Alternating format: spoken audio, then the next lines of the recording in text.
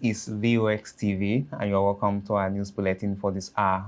I am Austin Ayeni. First, the headlines.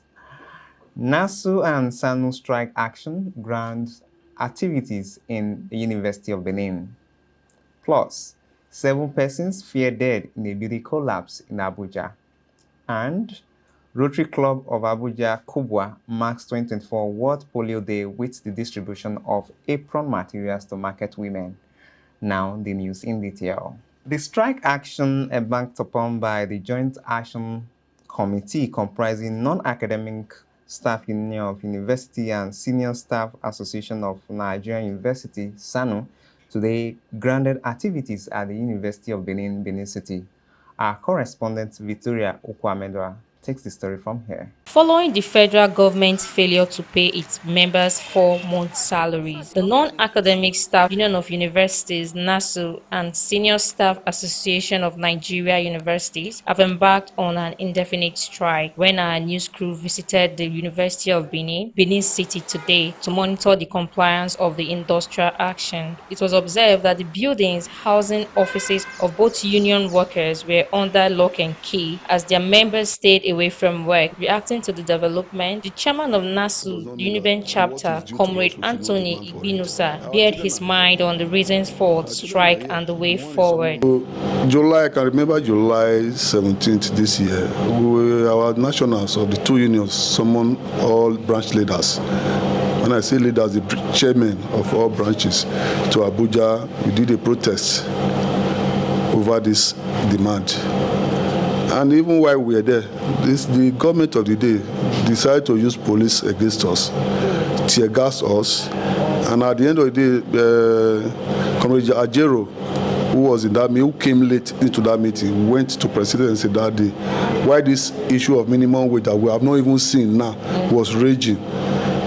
He was having a meeting at presidency that very day, and the president agreed that he was going to pay. And as we speak, we only heard it that he says so. And we are happy. I said, okay, let us get something first. As we speak today now, we are still here to see anything. Also speaking, the Joint Action Committee, Jack Chairman of NASU and SANU, Comrade Bodris Osewa, expresses disappointment over the 4 months accrued salary that has not been paid to the staffs, among others. For the past 4 or 5 months, we are yet to receive the money. Even when our own counterparts that also went have been paid half of their own. Speaking to our news crew, a cross-section of students lament over the situation, stressing how the industrial action has disrupted their academic routine. Because I stay in the school still, so yeah, and when I went there this morning, porters are not there. So, and porters are always the one that assist to the running of the hostel. So they are not there currently, and I think hopefully everything goes well, but I think it's on the bad side for us. So it's really frustrating. Like first of all, because there was not enough publicity of the strike. We just happened to wake up this morning and hearing that okay, there's actually a strike, and that is only affecting non-academic staff because we actually had classes earlier today. So yeah, it's really bad. It's really bad. To the strike, I think it's quite sad and unfortunate. I really am not aware of what's caused this current strike action, but it's sad it's happening, and I feel it should be resolved soon, as most administrative processes, most administrative activities have been put on hold. They called on the government to take urgent steps to address their demands to ensure a hitch-free academic session. Till our money is paid, we will not come back to work. And that's where we are for now. So I feel the government should hear them out, right? Attend to their needs. If it's not the full amount of money that can be paid, probably a substantial amount of that money should be paid to them, because these people are human beings elsewhere, right? Victoria Okwamedwa reporting for VOX TV News. Moving on, tragedy struck on Saturday in Abuja as 7 persons lost their lives in a building collapse in the Sagbon-Lugbe extension area of Federal Capital Territory. Our correspondent Jude Awake takes the story from here. 7 persons were confirmed dead on Saturday in Abuja following a building collapse at the Vidas Estate within the Sabo-Lugbe extension in the Federal Capital Territory (FCT). The tragedy was said to have occurred after the victims' scavengers invaded a part of the demolished or completed story building to scavenge for iron rods, triggering a collapse of the entire building. The rumors going around is not true that 40 people have buried. Confirming the incident, the Federal Capital Territory FCT Emergency Management Department FEMD dismissed as untrue media reports that 40 persons were trapped in the rubble. The acting Director General of the FEMD, Abdurrahman Mohammed, at the scene of the incident confirmed that the said 7 persons who lost their lives were scavengers scavenging for iron rods and other building materials, and in the process lost their lives as the entire building collapsed on them. And may Allah, they are also here to confirm it. They discovered that 5 of their members died.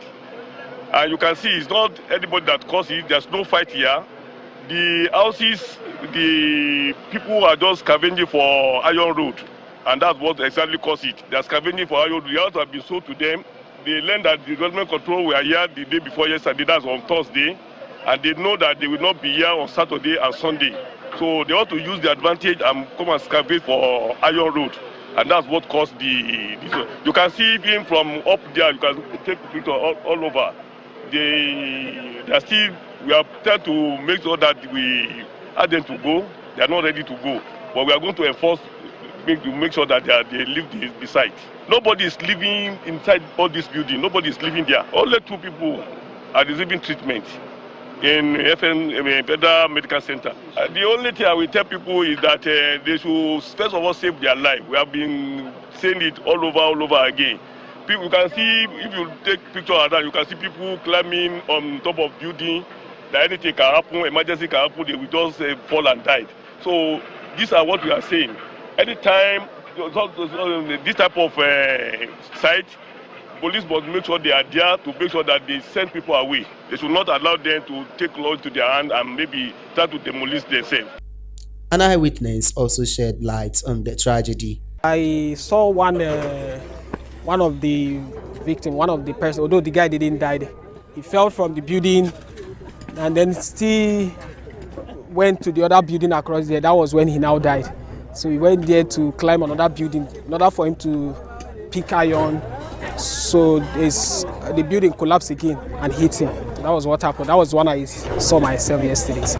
Meanwhile, a statement issued on Sunday by the FEMD's head public affairs, Nkechi Issa, said the collapsed building was one of the buildings earmarked for removal by the Department of Development Control on Thursday last week. Jude Aweke reporting for VOS TV News, Benin. In another development, in commemoration of the 2024 World Polio Day, Rotary Club of Abuja Kubwa has distributed branded End Polio apron to market traders in Abuja. Our correspondent Esosa Omoregbe, who monitors the event, filed the report from our studio. As part of its activities to mark the 2024 World Polio Day, celebrated 20th of October annually, Rotary Club of Abuja Kuba on Saturday distributed End Polio branded apron to market traders in Abuja. The president of Rotary Club of Abuja Kuba, Rotarian Idowu Olayemi, led a team of club members to conduct a community outreach program at Abatua Market, Kubwa and Duse Modern Market. Addressing a gathering of market traders, Rotarian Ekainde Oba noted that the aim of the gesture was to raise awareness and sensitize the people about polio eradication in the country. Today, I get to say we go do this polio work to work out because of polio. So that when you come here today now to give you this kind of apron when Madam wear, make people wear, they go put polio in front. Now part of awareness. So that tomorrow too, you go still encourage people.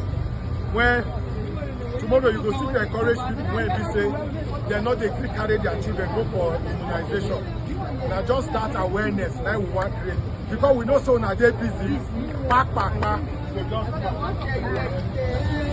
High point of the event was the presentation of End Polio apron to the market traders. The gesture was well received by market traders who were visibly excited about it and were full of gratitude to the Rotary Club. Meanwhile, the club had earlier had a road show to create awareness about polio. Rotary Club of Abuja Kubwa has remained focused on driving humanitarian concerns in the society. Esosa Omorogbe reporting for VOS TV News. That is the size of our package, but before we go, a recap of our major stories. NASU and SANU strike action has grounded academic activities in Uniben.